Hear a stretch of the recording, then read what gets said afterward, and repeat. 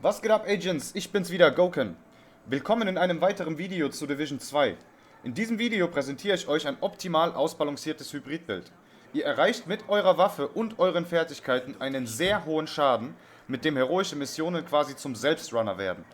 Ich habe mir viele Gedanken über Hybridbuilds gemacht und bin der Überzeugung, dass ich hiermit den besten Weg zwischen Waffen und Fertigkeiten-Schaden gefunden habe.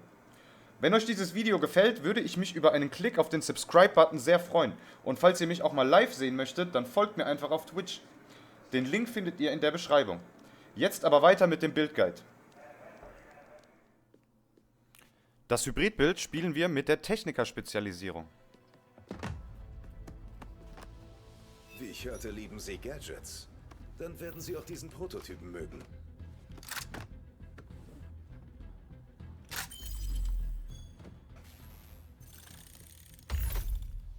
Warum soll ich in dem Hybridbild die Techniker-Spezialisierung spielen? Ganz einfach. Wir bekommen 10% Fertigkeiten-Schaden dazu. Wir bekommen einen Fertigkeiten-Rangpunkt extra durch die Spezialisierung. Das heißt, wir können auf dem Equipment einmal Waffenschaden nutzen. Dann haben wir 12% zusätzlichen Schaden an mechanischen Gegnern. Das Reparaturkit wirkt auch auf verbündete Fertigkeitenhelfer in 10 Metern Reichweite.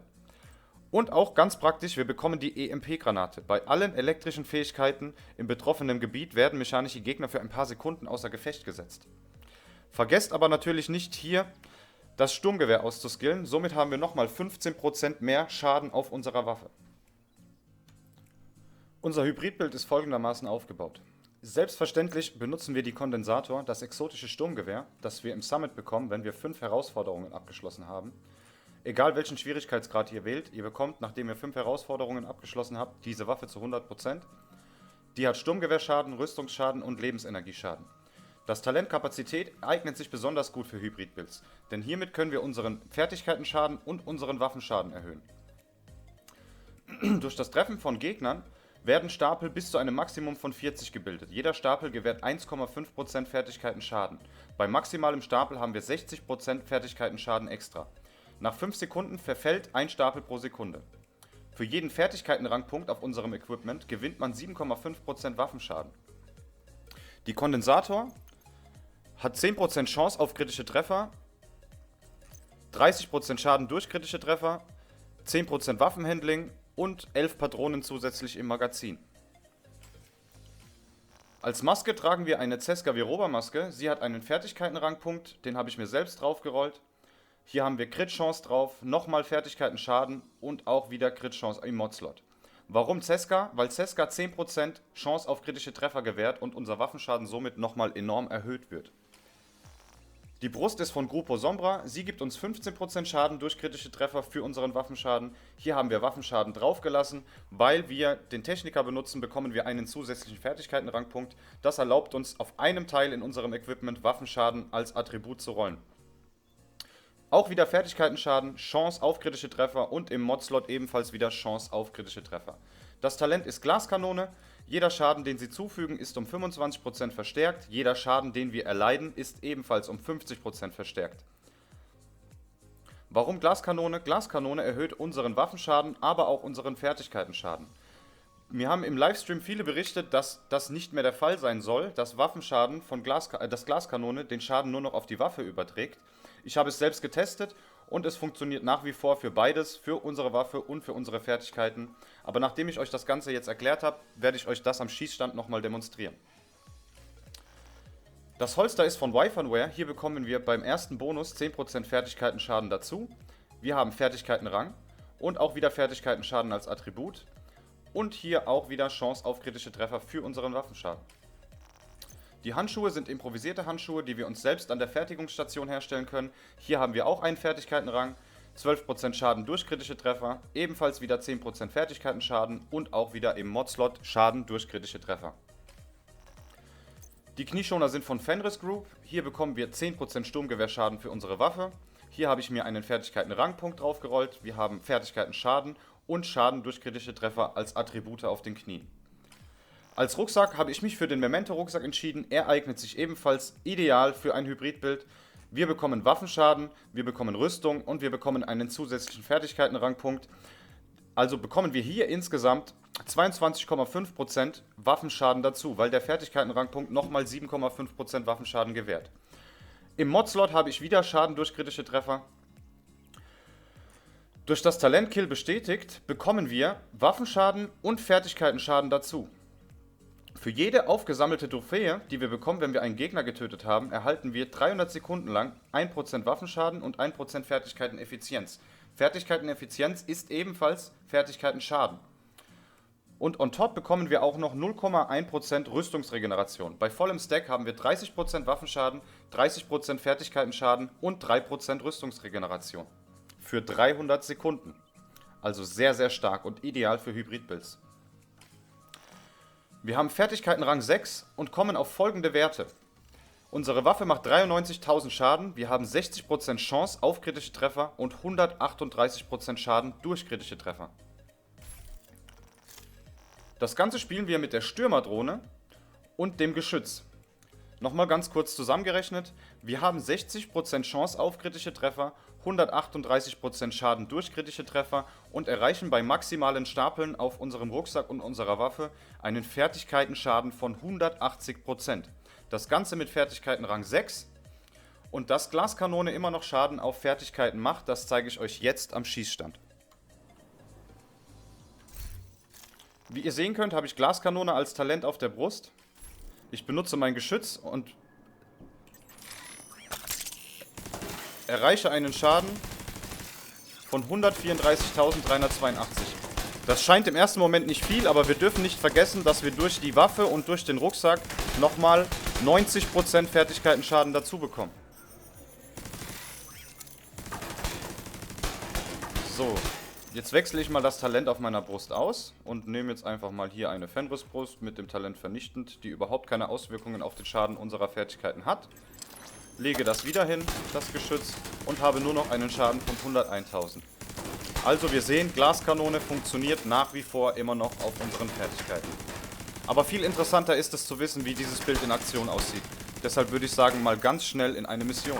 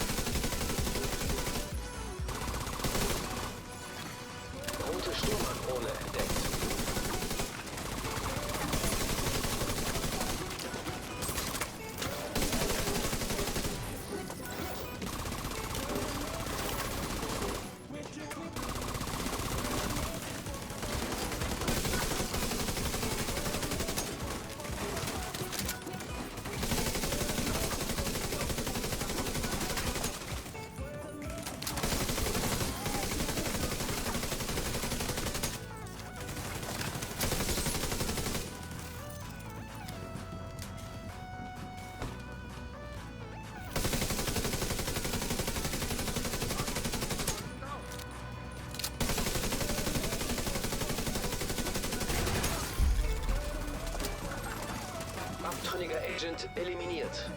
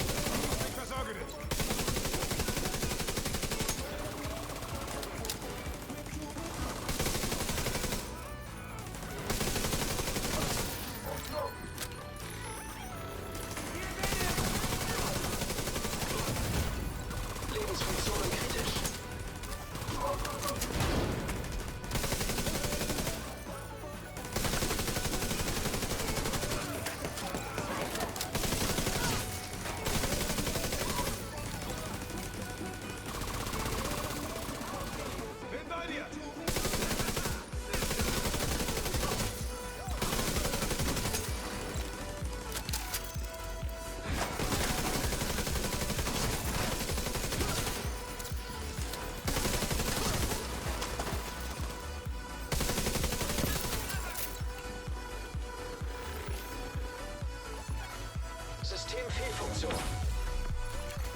System. Strukturelle Integrität bei 75%. Agent, Sie müssen Wade aufhalten. Wir brauchen diesen Funkmast. Mit dem aktiven EMP-Störgerät ist Ihre Shade-Technologie nutzlos. Schalten Sie es aus. System gedrosselt. System wieder online. Systemfehlfunktion.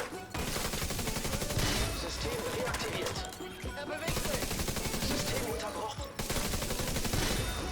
Elektromagnetische Ladung verbraucht.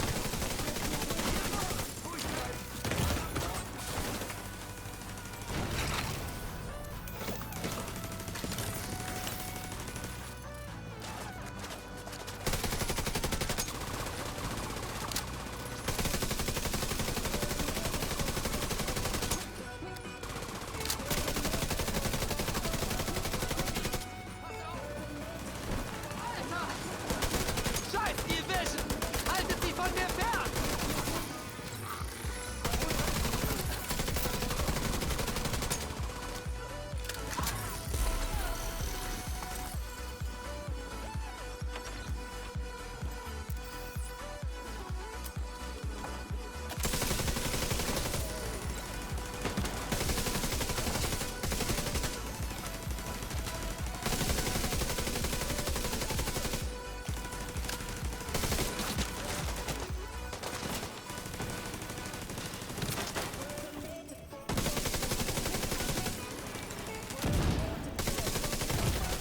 Lebensfunktionen kritisch.